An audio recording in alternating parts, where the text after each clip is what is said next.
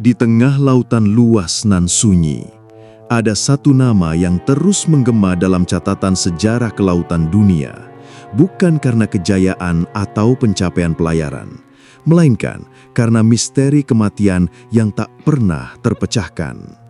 Namanya SS Orang Medan, sebuah kapal dagang berbendera Belanda yang kisahnya telah menghantui dunia sejak pertengahan abad ke-20. Kisah tentang jeritan terakhir, tubuh-tubuh yang kaku menatap langit, dan sebuah ledakan misterius yang melenyapkan semua jejaknya dari peta dunia. Kisah ini bermula di Selat Melaka, jalur pelayaran tersibuk dan paling strategis di Asia Tenggara. Pada suatu hari yang tampaknya biasa di akhir dekade 1940-an, beberapa kapal yang berlayar di sekitar wilayah tersebut menerima sinyal radio yang sangat mengganggu. Isinya sederhana, namun menakutkan. Sinyal itu berbunyi, semua awak kapal, termasuk kapten, telah tewas, terbaring di dek dan di ruang anjungan. Mungkin seluruh kru sudah mati. Aku sekarat. Lalu hening. Beberapa saat kemudian, ada satu transmisi tambahan. Hanya 2 kata yang keluar sebelum akhirnya radio benar-benar mati. Aku mati. Itu adalah pesan terakhir dari SS Orang Medan. Seketika, pesan tersebut memicu reaksi cepat dari kapal-kapal terdekat. Salah satunya adalah kapal Amerika bernama Silver Star yang kemudian segera mengubah haluan dan menuju koordinat yang diyakini berasal dari lokasi Orang Medan. Ketika Silver Star tiba di titik koordinat tersebut, mereka langsung melihat kapal tua berkarat yang tampak mengambang tanpa arah. Tak ada gerakan, tak ada asap dari cerobong, tak terdengar suara mesin. Hanya kesunyian dan hawa aneh yang menyelimuti udara, seperti bau logam yang menempel di udara. Tim penyelamat dari Silver Star kemudian naik ke kapal itu, dan apa yang mereka temukan bukanlah pemandangan biasa. Tubuh-tubuh para awak kapal berserakan di dek. Wajah mereka membeku dalam ekspresi ketakutan yang luar biasa, seolah mereka semua menyaksikan sesuatu yang tak bisa dijelaskan sebelum menghembuskan napas terakhir.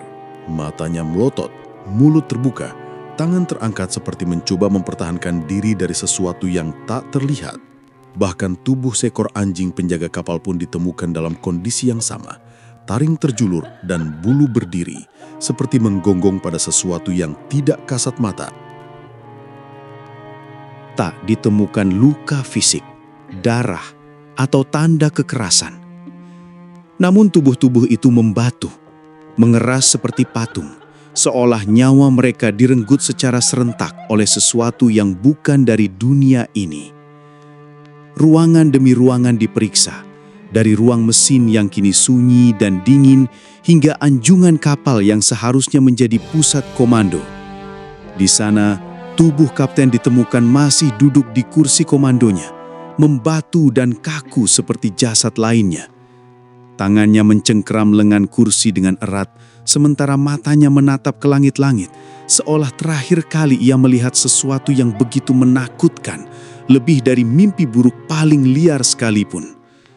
Yang paling aneh adalah ruang radio. Di sanalah sinyal terakhir dikirimkan. Operatornya ditemukan tewas di depan panel radio, dengan jari masih menyentuh tombol transmisi. Mata terbuka, membeku dalam ekspresi ngeri. Tidak ada tanda-tanda gangguan teknis pada peralatan. Semua berfungsi, tapi tidak ada suara kehidupan. Tim penyelamat tidak menemukan satupun orang yang selamat. Mereka mencoba mengevakuasi kapal, namun saat proses penarikan dimulai, hal aneh terjadi. Asap tipis mulai mengepul dari bagian dalam kapal, terutama dari ruang mesin. Tidak ada api, hanya kepulan asap berbau menyengat, seperti bau amoniak dan daging terbakar. Tak ingin mengambil resiko, kru Silver Star segera kembali ke kapal mereka. Beberapa saat kemudian, ledakan besar mengguncang SS Orang Medan, menghancurkan seluruh badan kapal dan mengirimkannya ke dasar laut. Dalam hitungan menit, kapal itu lenyap. Tidak ada yang tersisa, tidak ada jejak, tidak ada kesempatan untuk melakukan penyelidikan lebih lanjut. Namun, Pertanyaannya tetap membara di benak siapapun yang mendengar kisah ini. Apa yang sebenarnya terjadi di atas SS Orang Medan? Berbagai teori bermunculan, mencoba menjawab misteri yang seolah berasal dari dunia lain. Teori pertama menyebut bahwa kapal ini mungkin membawa bahan kimia berbahaya secara ilegal, seperti nitrogliserin atau potasium sianida. Zat-zat ini sangat tidak stabil, apalagi jika disimpan dalam kondisi tropis yang panas dan lembab. Mungkin gas beracun tersebut bocor dan membunuh seluruh kru dengan cepat. Namun, teori ini tidak menjelaskan mengapa tubuh-tubuh itu tampak begitu ketakutan dan ledakan besar yang terjadi setelahnya, jika itu akibat bahan kimia, seharusnya meninggalkan puing. Tapi kenyataannya, tidak ada yang ditemukan. Teori kedua masuk ke ranah militer. Ada yang menduga bahwa SS Orang Medan adalah bagian dari operasi rahasia Perang Dunia Kedua yang tidak selesai, membawa senjata biologis atau zat kimia eksperimen. Kemungkinan lainnya, kapal ini membawa senjata radioaktif yang memicu efek radiasi akut yang menyebabkan kematian cepat. Tapi jika benar begitu, kenapa sinyal SOS bisa terkirim dengan jelas? Kenapa radio tetap menyala? Teori ketiga lebih menyeramkan. Fenomena supranatural. Beberapa saksi mata dari Silver Star mengaku merasakan hawa dingin yang menusuk ketika mereka naik ke kapal, padahal cuaca tropis di Selat Malaka saat itu sangat panas. Ada pula yang mengaku mendengar bisikan halus di telinga mereka saat berjalan di dek kapal, meski tak ada angin atau suara lain. Beberapa peneliti spiritual percaya bahwa kapal ini mungkin telah melewati dimensi lain, membuka celah yang tidak seharusnya terbuka.